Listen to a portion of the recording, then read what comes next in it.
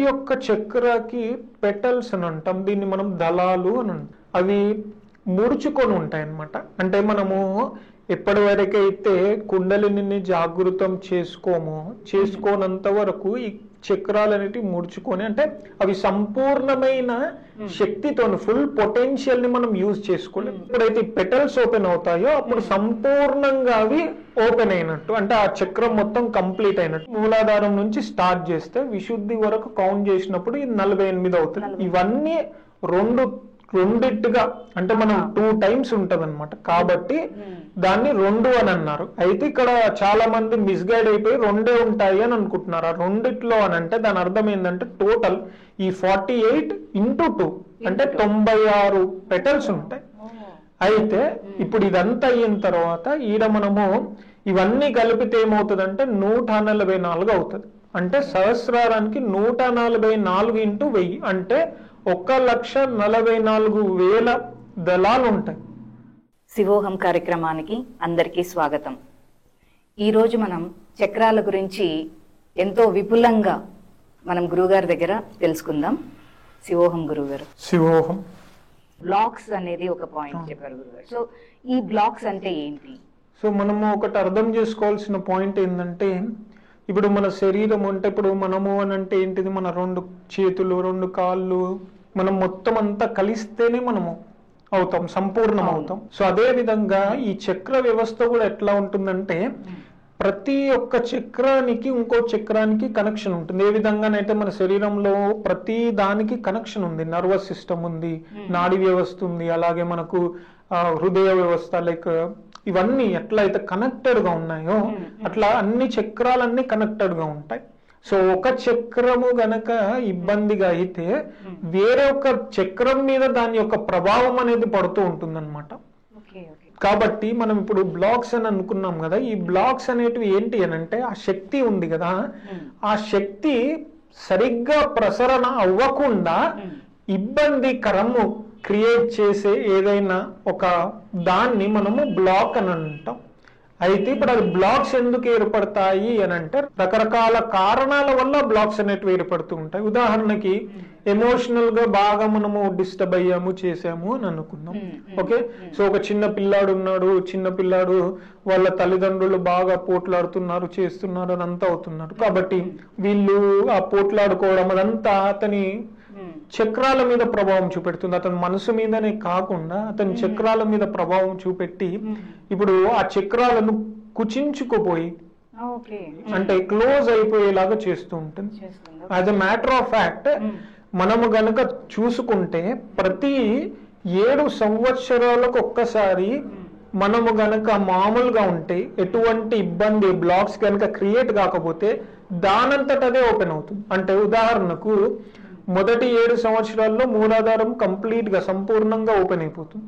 మళ్ళీ 14వ ఏటకు స్వాదిష్టానం, అలాగే 21 న్యాచురల్ గా, అంటే మనము ఆ బ్లాక్స్ గనక క్రియేట్ అవ్వకపోతే ఒక వ్యక్తి గనక 49 సంవత్సరాలు జీవించగలిగితే ఆ వ్యక్తి సహస్రారం వరకు వెళ్ళిపోతాడు. కానీ ఇక్కడ సమస్య ఏంటంటే ఆ చిన్నప్పటి నుంచే బ్లాక్స్ అనేటివి క్రియేట్ అయిపోతాయి. ఉదాహరణకు చిన్న పిల్లాడుగా ఉన్నాడు అని అనుకుంటాం, ఏమవుతుంది మొదట సంవత్సరం వరకు 8-10 నెలలు వచ్చేసరికి అతన్ని నడవండి నడవండి అని ఎంకరేజ్ చేస్తాడు, నడవాలి కాబట్టి. సో నడుస్తాడు, నడిచిన తర్వాత ఆ పిల్లాడు పరిగెడతాడు. దాని తర్వాత ఒక సంవత్సరం తర్వాత సో ఇప్పుడు వీళ్ళు ఈ పరిగెడితే పిల్లాన్ని పట్టుకోలేక ఆగు ఆగు ఆగు అని అంటారు. సో ఇప్పటి వరకు పరిగెట్టు అని వాళ్ళను ప్రోత్సహించి ఇప్పుడేమో ఆగు ఆగు అని పెడతారు. ఇప్పుడు ఇక్కడ ఏమవుతుందంటే ఇప్పుడు ఆ శిశువుకి ఒక బ్లాక్ క్రియేట్ అయిపోతుంది. అంటే ఇప్పుడు ఇన్ని రోజులు అక్కడ అది క్రియేట్ చేశారు, నన్ను ఎంకరేజ్ చేశారు, ప్రోత్సహించారు నేను వెళ్ళాలి అని, ఇప్పుడేమో వద్దు అని అంటున్నారు. సో అలా రకరకాలుగా ఇప్పుడు బ్లాక్ అయిపోతుంది. అలా రకరకాల బ్లాక్స్. ఇప్పుడు ఎగ్జాంపుల్ ఏదో ఒకటి చేయడానికి వెళ్తూ ఉంటారు. ఇప్పుడు వాళ్ళ పిల్లలు ఏదో ముట్టుకోవడానికి వెళ్తారు, ఉదాహరణకి ఏదో క్యాండిల్ నో ఏదో ఆగు వద్దు అని అంటారు. అంటే అది అతనికి తెలియదు దాన్ని ముట్టుకోవడం ద్వారా ఇబ్బంది అవుతుంది. సో అదొక బ్లాక్ గా క్రియేట్ అయిపోతుంది. అలా బ్లాక్స్ క్రియేట్ అయిపోయి మూలాధార చక్రమే ఓపెన్ అవ్వదు ఫస్ట్ లో. ఓపెన్ అవ్వకపోతే మిగతా చక్రాలు ఎట్లా జాగృతం అవుతాయి? అంతే కదా గురుగారు. సో ఇప్పుడు మీరు ఈ పాయింట్ చెప్పినప్పుడు గురుగారు, అంటే ఈ చక్రాస్ యాక్టివేషన్ కూడా సీక్వెన్స్ లోనే అవ్వాలా? ఫస్ట్ మూలాధారం, తర్వాత అధిష్టానం, అలా సీక్వెన్స్ లోనే అవ్వాలా? ఇప్పుడు దీంట్లో మళ్ళీ మనకు రకరకాలుగా కుండలిని జాగృతం చేసుకున్నప్పుడు పద్ధతిలో రకరకాలుగా చేసుకోవచ్చు. ఓకే. కొన్ని పద్ధతిలో కింది నుంచి పైకి వెళ్తాము, ఇంకొన్ని పద్ధతిలో ఫస్ట్ పైనుంచి ఆ శక్తిని కిందికి తీసుకొచ్చి ఆ కుండలిని పైన ఆ చక్రాలు అంటే ఆ కుండలిని పైన ఆ శక్తి పడ్డప్పుడు, ఆ విశ్వశక్తి లేదా కాస్మిక్ ఎనర్జీ పడ్డప్పుడు ఆ కుండలిని అనేది అవేకెన్ అవుతూ ఉంటుంది. అంటే ఉదాహరణకి ఇప్పుడు దీన్ని మనము ఈ కాస్మిక్ లేదా విశ్వశక్తిని శివుడు అని అనుకుందాం. అయితే ఈ కుండలిని శక్తి అనేది మనకు ఈ శక్తి అనేది నిద్రావస్థలో ఉంది కాబట్టి ఎప్పుడైతే శివుడు వచ్చి ఇక్కడ కిందికి వచ్చి తను తన దగ్గరికి వచ్చినప్పుడు తను మేల్కొంటుంది. దీన్ని ఇంకొక విధంగా తీసుకోవాలి అని అంటే శివుడు తను కైలాసం నుంచి వచ్చి ఈ యొక్క పార్వతీదేవిని వివాహం చేసుకోవడం. ఓకే, వివాహం చేసుకున్న తర్వాత మళ్ళీ ఏమవుతుంది, శివుడు తన భార్యని అంటే శక్తిని వెంట పెట్టుకొని కైలాసానికి వెళ్ళాలి కదా.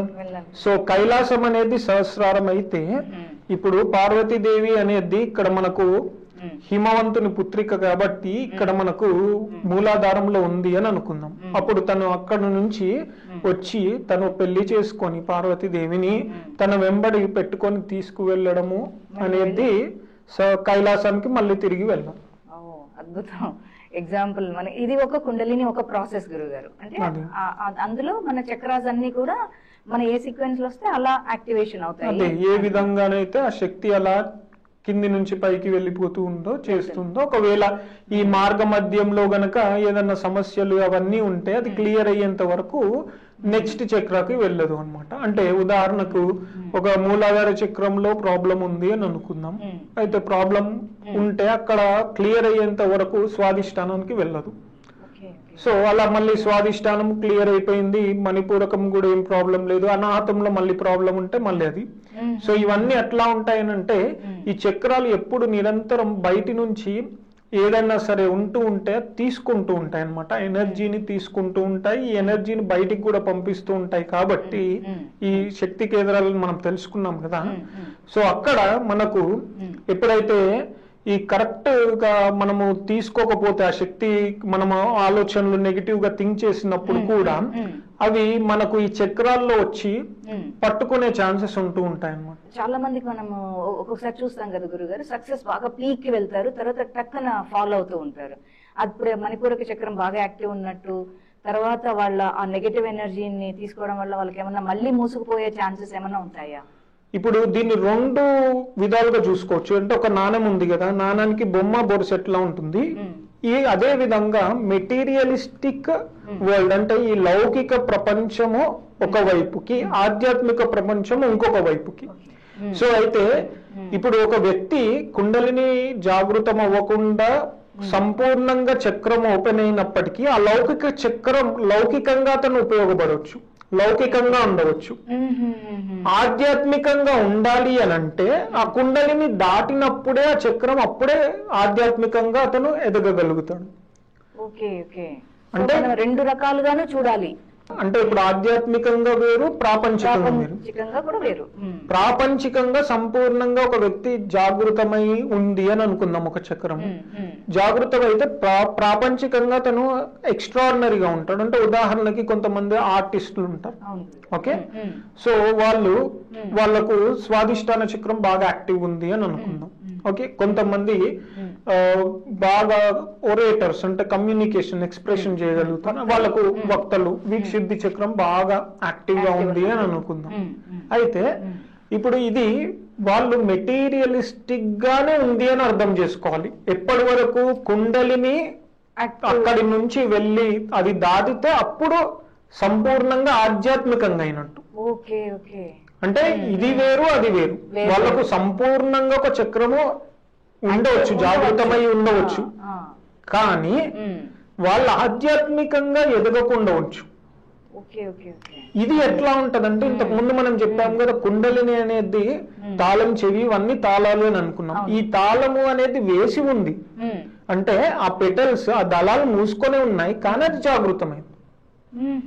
అలా ఓకే, వెరీ ఇంట్రెస్టింగ్ గురుగారు. ఇది కుండలిని అవేకెన్ అయి చక్రాస్ యాక్టివేషన్ కుండలిని అవేకెన్ తో జరిగినప్పుడు ఆధ్యాత్మికంగా ఉన్నతి పొందుతున్నట్టు, మనం ప్రాపంచికంలో ఉన్నప్పుడు మనం సక్సెస్ మణిపూరక స్ట్రాంగ్ ఉందనుకోండి, సక్సెస్ రావచ్చు, కానీ మళ్ళీ ఛాన్సెస్ ఉన్నాయి.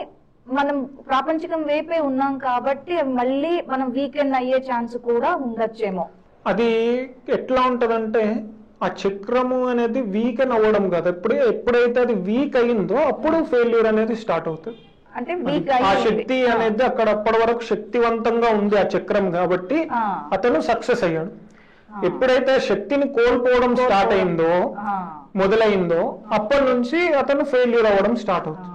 ఓకే, సో ఇంకొకటి ఇందాక మీరు అధిష్టాన దేవతని పూజలు, సో ఒకటి గుర్తొచ్చింది గురుగారు. అందుకే అంటే మనకి కొన్ని ప్రాబ్లమ్స్ ఉన్నప్పుడు మీరు ఈ దేవతకి పూజ చేయండి, ఈ దేవుళ్ళకి పూజ చేయండి అని చెప్తూ ఉంటారు పెద్దలు. సో ఇది కూడా మళ్ళీ మనకి చక్రాస్ కి మళ్ళీ మీరు రిలేట్ చేశారు.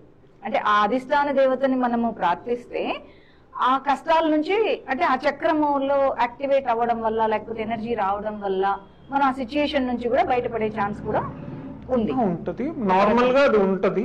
బట్ ఇప్పుడు మీరు అన్నట్టు నేను మీకు ఒక నాణానికి బొమ్మ బొరుసు ఏ విధంగా ఉంటుందో, ప్రాపంచిక అంటే లౌకికంగా వేరు, ఆధ్యాత్మికంగా రెండు, బొరుసు బొమ్మ బొరుసు అని అనుకుందాం. ఓకేనా? ఎప్పుడైతే అధిష్టాన దేవత సంతృప్తి చెందాడు అని అనుకుందాం, అప్పుడు ఏమవుతుందంటే ఆధ్యాత్మికంగా కూడా సంపూర్ణంగా ఉన్నతి వస్తుంది. ఈ ప్రాపంచికంగానే కాకుండా ఇక్కడ కూడా.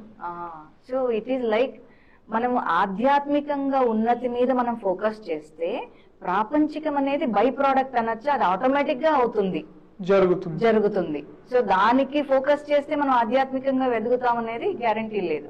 సో అందుకే మీరు చాలా క్లియర్ గా చెప్తారు, ఫస్ట్ మనము సమాధి స్థితిలో ఫస్ట్ మనం సహస్రారానికి రీచ్ అవ్వాలి మన ట్రావెల్ అనేది. గ్రేట్ గురుగారు. సో ఇంకొకటి కూడా చక్రాలకి పంచభూతాలకు కూడా కనెక్ట్ చేస్తారు, అది ఎలా కనెక్ట్? మూడింటిని మనము ఒక జీవి అని అన్నప్పుడు మూడు ఉంటాయి. ఒకటి శరీరము, మనస్సు, ఆత్మ. ఓకే, సో ఇప్పుడు మనము ఈ యొక్క పంచభూతాత్మకమైనది శరీరము, పంచభూతాలతోని. అదే దీన్ని ఏమంటాము అని అంటే మూలాధారము అనేది భూతత్వము, స్వాదిష్టానము అనేది జలతత్వము, తర్వాత మణిపూరకము అనేది అగ్నితత్వము, అనాహతము అనేది వాయుతత్వము, ఇది ఆకాశతత్వము, విశుద్ధి. సో ఈ పంచభూతాల్లో ఈ పంచతత్వాలు ఉన్నాయి. సో దీన్ని మనము శరీరము అని అంటాం. సో ఇక్కడ మనము గనుక గమనిస్తే ఈ పంచభూతాత్మకమైన శరీరము అని అంటున్నాం. అయితే దీనికి ఎట్లా మనం అర్థం చేసుకోవడానికి చిన్న లాజిక్ తీసుకున్నాం. ఇప్పుడు మనకు ఆకలేస్తుంది, శక్తి నశించినప్పుడు మనం ఏం చేస్తాము? అన్నం తింటాం. అంటే అన్నం తింటున్నామంటే ఈ అన్నం ఎక్కడ వస్తుంది, దేని ద్వారా వస్తుంది? అంటే భూమి నుంచి వస్తుంది. అంటే మన లోపలున్న భూతత్వము ఎప్పుడైతే తగ్గిందో ఇప్పుడు బయట ఉన్న దాని నుంచి మళ్ళీ ఆ భూతత్వాన్ని మనం తీసుకుంటూ ఉన్నాం. సో కాబట్టి తింటూ ఉన్నాం. రెండవది మన లోపల ఉన్న జలతత్వం, అంటే నీళ్లు దాహం వేస్తుంది, అంటే జలతత్వం తక్కువ అయినప్పుడు దాహం వేస్తుంది, మళ్ళీ బయట నుంచి జలాన్ని తీసుకుంటాం. సో అలా ప్రతి ఒక్క చక్రాన్ని అలా ఉంటుంది అనమాట. అంటే ఇప్పుడు అదే గనక మనం మణిపూరక చక్రం తీసుకుంటుంటే అగ్ని అని అంటాం. సో మనకు ఈ యొక్క అగ్ని అనేది మనకు టెంపరేచర్ కిందికి తీసుకోవచ్చు. మన యొక్క బాడీ టెంపరేచర్ ఎప్పుడు 98.4 degrees ఉండాలి. సో అది ఉన్నప్పుడే మనము బాడీ అనేది బాగా ఉంటుంది. చూసారు కదండి, ఈ రోజు చక్రాల గురించి ఇంత వివరంగా తెలుసుకున్నాము. నిజంగా గురువుగారితో మాట్లాడుతుంటే నాకు ఆజ్ఞా చక్రం చాలా గట్టిగా లాగేస్తుంది ఇందాకటి నుంచి. సో మీరు కూడా ఈ ఇంటర్వ్యూ చూస్తూనే మీ చక్రాల్లో ఎలాంటి అనుభూతి మీరు పొందుతున్నారు, అంత ఎనర్జీ ఉంది, అంత పవర్ ఉంది. మీరు కూడా అది అనుభవైకంగా తెలుసుకుంటారని అనుకుంటున్నాను. మరొక ఎపిసోడ్ లో మళ్ళీ కలుద్దాం. శివోహం. మనము ఆరోగ్యంగా ఉండాలి అని అంటే ఈ మూడు విషయాలు చేస్తే సరిపోతుంది. మన శరీరాన్ని వేడిగా ఉంచుకోవాలి, ఆ టెంపరేచర్ ని మెయింటైన్ చేయాలి. రెండవది మన మనస్సుని చల్లగా ఉంచుకోవాలి, మన యొక్క జీర్ణ వ్యవస్థను సున్నితంగా చూసుకోవాలి. ఎప్పుడైతే మన శరీరాన్ని, మనస్సుని, ఆత్మను ఒక సమన్వయ స్థితిలో ఉంచుకుంటామో దాన్ని మనము యోగము అని అంటూ ఉంటాము. ఈ 5 చక్రాల వరకు వస్తాము అంటే నేను ఈ విశుద్ధికి వచ్చిన తర్వాత నేను ఈ జీవుడిని కాదు అనేది తెలుస్తుంది. చక్రాస్ మూమెంట్ మనం ఫీల్ అవ్వచ్చా? ఎలా ఉంటుంది వాటి?